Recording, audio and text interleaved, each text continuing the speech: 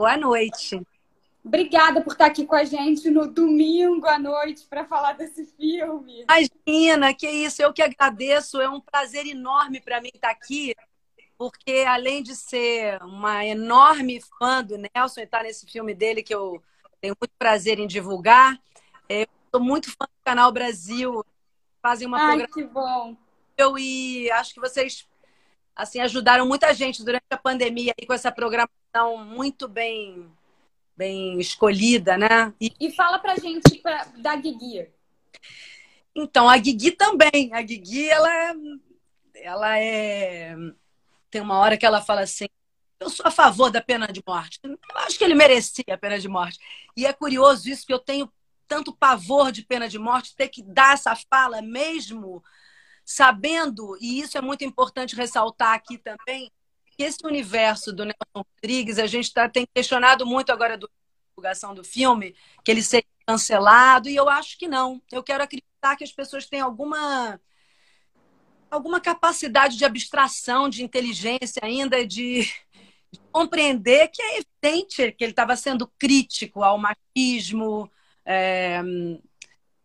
e a todos esses jeitos. Ele estava querendo ver a vida como ela é, né? Que ela é feita da alegria, da tristeza, do nosso lado mais obscuro. Não vai poder fazer um mapa com que agem da maneira que faria que todos agem. Então, ele quer falar do difícil, né? Só ele mesmo, com a capacidade dele de dramaturgo, de colocar todas essas paixões e fazer com que a gente entenda essa não tá. Nosso é para falar das nossas virtudes, do que a gente tem legal, qualquer um. Aproveitando que o Daniel está aqui, querendo depois até saber aqui se ele escreve alguma coisinha sobre isso. Então, Daniel, eu estava aqui falando que eu conto com a capacidade de compreensão das pessoas, e aí eu conto com a capacidade de compreensão das pessoas de que o Nelson, quando ele está falando essas coisas todas, ele é um cara provocativo, ele era especialmente provocativo, ele gostava de contra o senso comum, e ele estava fazendo uma crítica ao machismo, né, de certa forma, e ele estava querendo suscitar essas questões para a gente, como qualquer grande artista. A gente não pode ficar falando só do nosso lado bom, né? Senão não tem arte, Sim. Não tem conflito, não tem história, né? E nem ser humano, né? Não, a gente tem que mostrar exatamente o nosso pior, as nossas fragilidades. É assim que a gente ajuda as pessoas. Porque se a gente for mostrar só o que a gente tem de bom, aí não tem história. Mas então, voltando a Guigui, tem uma hora que ela fala: em alguns casos eu sou a favor de pena de morte, hein? E essa frase é muito pesada, né? Mas eu amo esse humor, né, do Nelson, de botar a mulher falando. Eu acho que tem que ser. Aqui nesse caso teria que ser. Porque a gente ouve muito, né, isso agora, nesse momento, com esse governo absurdo, né, que é inacreditável que esse homem ainda esteja aí. É o tipo de coisa que se escuta hoje, assim, com muita disfarçatez, as pessoas falando bem de tortura, que tem que realmente mandar matar bandido. Ou seja, é um homem que sabia das coisas, né? Já lá atrás ele já estava colocando essas questões para a gente. Então não dá para olhar o Nelson, ele seria cancelado hoje. Seria uma pena, né, realmente. Ele sempre foi cancelado, o Nelson, né? Sim, pela ele direita, sempre foi pela controverso esquerda. e complexo, justamente. Ele é um solitário, né? É Sim. um cara que se colocava com a cabeça dele, não para ir com um rebanho nenhum, né? O que é muito duro sempre para artistas que agem dessa forma, né? E uma coisa interessante na história, né? Interessante sobre a Guigui é que ela vai contando essas diferentes versões cada vez de uma maneira de sentir diferente. Isso é muito legal. Então, Eu queria que você falasse sobre isso. Como é que foi brincar com isso? A grande atração da Guigui para mim foi ser a narradora. Normalmente ser o narrador não é tão atraente para um ator, porque ele fica um pouco de fora, né, da ação. Tem esse lado.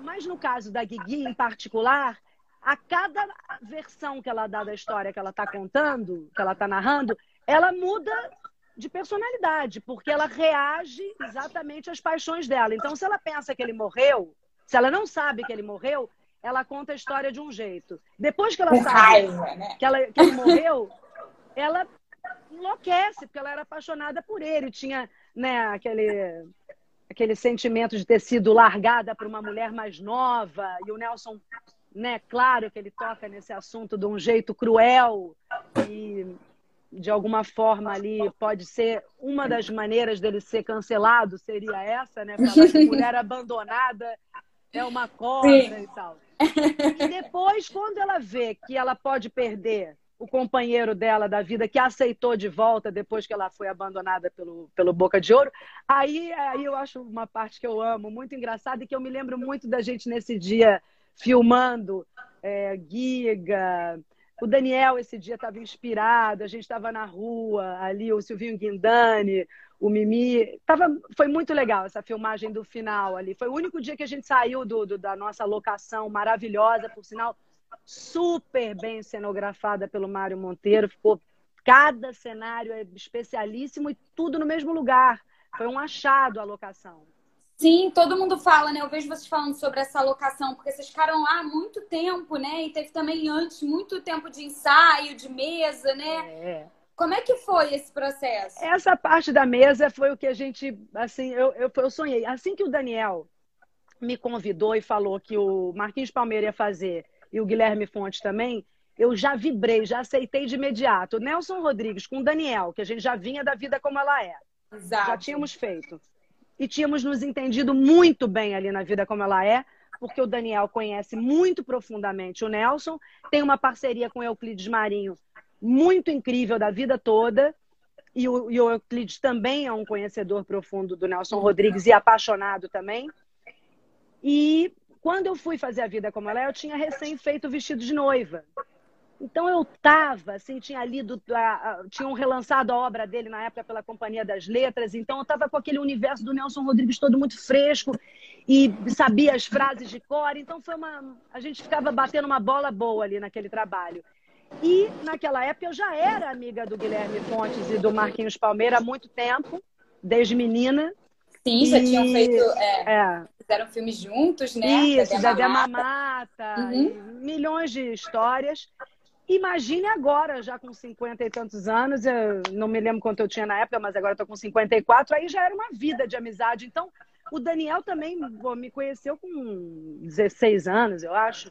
Então, que nem no Confissões de Adolescente, eu vi uma live dele outro dia com o pessoal do Confissões de Adolescente, muito legal também. E aí é isso, então foi uma festa, né?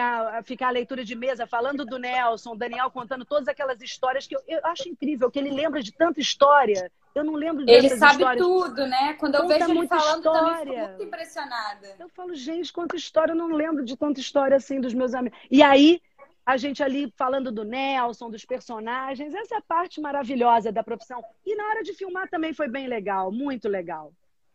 Ele tá falando aqui, ó. Primeiro falou pra gente ter cuidado para não dar spoiler. Agora falou pra assistir ao filme e comprar o livro.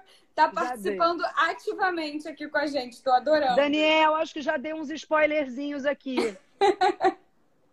Mas se bem que o meu spoiler foi light, porque quando começa a história, isso que eu falei já é dito logo de cara. Pode deixar. Acho tranquilo, que foi tranquilo também. Tranquilo. E uma coisa, né?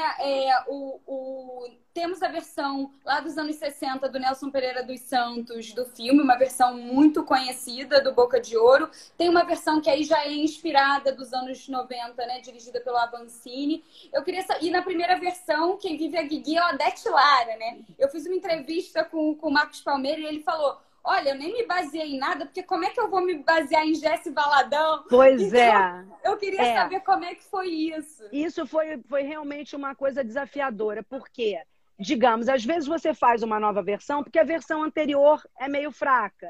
Mas essa versão em particular, eu não vi a outra versão, até tenho vergonha de dizer isso, mas eu não vi porque também não quis ver demais para não me influenciar e tal. Mas a do Nelson Pereira, que o Daniel faz também como ator, eu já tinha visto e já adorava. Então não resisti a dar uma olhadinha, assim, né, de leve. E eu acho esse filme, assim, digamos, a princípio não precisaria uma outra versão. O interessante do Daniel Filho ter escolhido esse filme para fazer uma nova versão, eu acho, foi exatamente porque a gente vive uma cultura agora de julgamentos, de cancelamentos, de tudo ali, aquilo que é dito lá. Por que não trazer aquela realidade como ela era? Para até mostrar para a gente, olha que loucura, olha como é que a gente se relacionava nessa época, olha o que era dito, né? Mesmo dramaturgicamente e tal. E também para ver com outros atores fazendo, o olhar dele, que fez o filme primeiro. Então foi bem legal, porque eu acho as duas muito boas, muito. E assim, eu tenho um carinho muito especial pelo Nelson Pereira dos Santos, porque além de gostar imensamente da obra dele como cineasta, tive o prazer de trabalhar também com ele no Brasília 18%, e ele era um homem encantador e lindo, lindo, sempre lindo, em todas as idades, e doce, suave, e era muito gostoso trabalhar com ele. Então foi muito bacana também fazer uma versão de um filme que era um filme que ele já tinha feito, assim, dava um medinho, porque realmente a Odete Lara, além de ser aquele mulherão, aquela atriz incrível, também eu achava o trabalho dela perfeito, irrepreensível, não tinha o que acrescentar ali. Então, a gente foi realmente para outro lado, porque daí não tinha muito perigo de comparação. E conheci a Odete também. Tive o prazer de trabalhar com a Odete numa novela do Gilberto Braga, e era uma mulher também encantadora. O filme foi exibido nos festivais antes da pandemia. Você conseguiu, né, estar lá em Miami, conseguiu estar no Festival do Rio. Eu lembro de assistir as suas entrevistas, mas foi lançado nesse momento de pandemia. E aí, né, toda essa parte de imprensa, essa nossa conversa aqui virtual, tudo foi online. Como é que foi isso nesse novo contexto? Olha, isso foi uma pena, realmente, né? É uma tristeza muito grande para todos nós, essa pandemia. É uma tragédia, realmente, a gente não tem como não dizer isso, né? Porque, claro, que a gente quer descobrir o lado positivo da pandemia, o lado positivo. Claro, o ser humano vai se adaptando, né? Da maneira que dá. Mas é tudo muito trágico, porque além da pandemia, ter um presidente que conduziu a pandemia dessa forma nesse momento é uma tragédia, sei lá, sem tamanho. Acho que não acredito que nenhum brasileiro, mesmo com 90 anos, tenha passado por algo parecido. Nem na época da ditadura, nada. É muito sofrimento, é muita morte, é muita gente perdendo familiares. Eu tive Covid no final do ano, foi até leve, mas mesmo sendo leve é muito pesado, você fica muito amedrontado de como é que aquilo vai, né, se dar. Psicologicamente, né? Complicado também. Exatamente no momento que eu tive Covid, eu perdi um amigo que não era mais tão próximo, assim, mas eu tinha uma turma de pessoas que era muito próxima dele e que era um cara queridíssimo. O outro grande colega foi hospitalizado na época, morreu uma pessoa próxima também.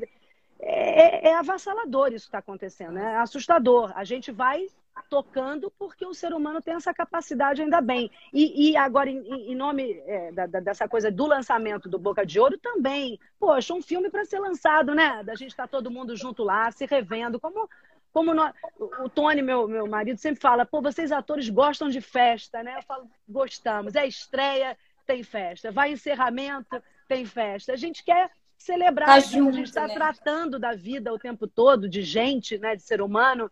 Então, seria lindo ter tido uma estreia do Boca de Ouro, a gente está junto com o elenco todo, com a equipe e tal. É o que deveria ser, todo mundo vendo na sala de cinema, porque, em particular, esse não é spoiler, Daniel, vou falar aqui uma coisa. O primeiro plano do Boca de Ouro, quando eu vi o filme a primeira vez, numa sessão pequena que o Daniel chamou de manhã e tal, antes da pandemia, a gente estava no cinema, eu fiquei muito impressionada, muito impressionada. É um plano sequência, assim, dos grandes, sabe? Bem filmado, muito bem fotografado, com uma música incrível.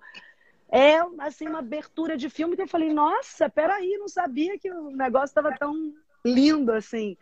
Então, pô, ver na tela grande, né? Claro, e ao cinema, é uma pena mesmo. Mas estamos aí, estamos fazendo do jeito que dá, vamos continuar fazendo. E isso que é lindo também, né? Que a gente é insistente, né? Filmaço do Nelson Rodrigues, dirigido pelo Daniel Filho, com esse elenco que estava muito bem. Muito bem. Muito bem escalado. E uma equipe sensacional. É linda a abertura. Um beijo para todos aqui. Assistam Boca de Ouro, que vale muito a pena.